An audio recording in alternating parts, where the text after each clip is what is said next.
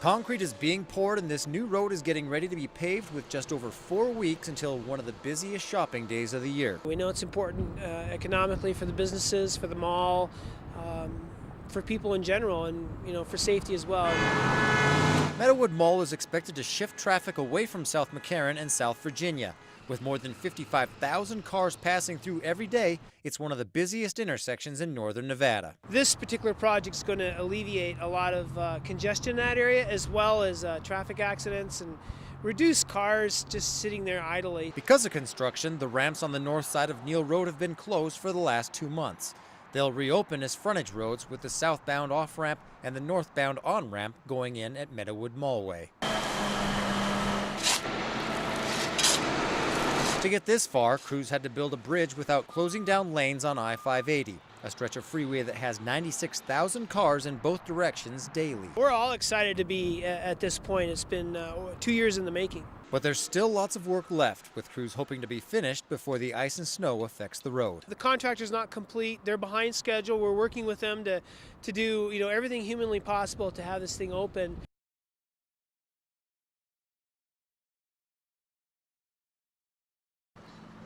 Inside one of Midtown's oldest buildings might just be your first chance to try some of the world's most unique beers. Like, have you heard of Firestone Wookie Jack? It's a black IPA poured right from the tap at the Public House. Or how about Duvel? That's like a $300 bottle of beer. And some beers even come in a box. That's actually a Belgian-style beer brewed in New Zealand. Chris Costa opened the Public House to give Reno a comfortable place to hang with friends and try some interesting drinks. And he's a perfect fit for Midtown, which is becoming the place to be for the 30s and up crowd. The post-college crowd can stay and not just, they can start a career here and then also feel comfortable going out to bars that they didn't, maybe rage at one point when they went to school here. And it's not just beers at the Public House. Chris actually specializes in mixology. This is gonna be the Rocket Man, so it's arugula, yeah, a little bit of sugar, sweeten it up, and then about an ounce of lime juice. And some dry gin specially made in San Francisco. That's the Rocket Man. In another cocktail, Chris uses a fresh egg mixed with jam and whiskey.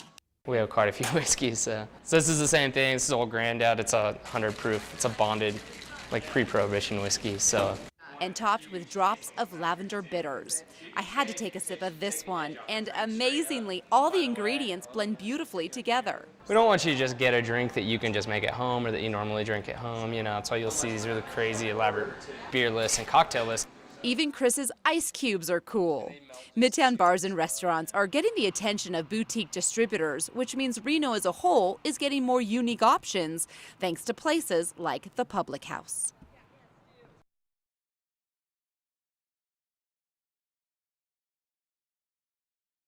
Thanks.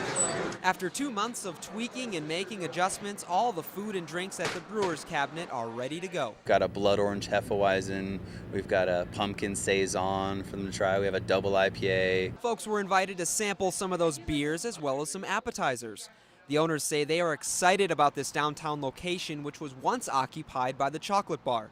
A great place for their nano brewery. It's a little scary. It's always scary when you open a new business, but we feel that this is a great time if you can do it to open a business. There's lots of opportunities down here. The grand opening was also a fundraiser for the Reno Rebuild Project. Part of the proceeds are donated to help other small businesses in the area, something the customers like to hear. It's good food and good beer, and really, at the end of the day, who doesn't like good food and good beer? Good beer. And if it's good food and beer you're looking for, the new Brasserie St. James is another option out there. The 13,000 square foot brewery and restaurant opened its doors Wednesday morning. It's really exciting to see it full of people, see the lights come on.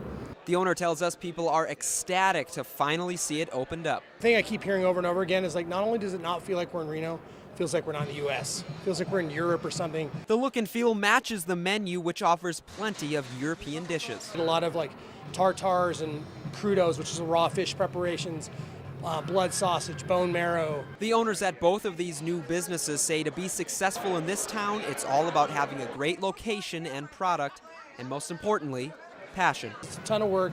You got to know what you're doing. You got to care about what you're doing.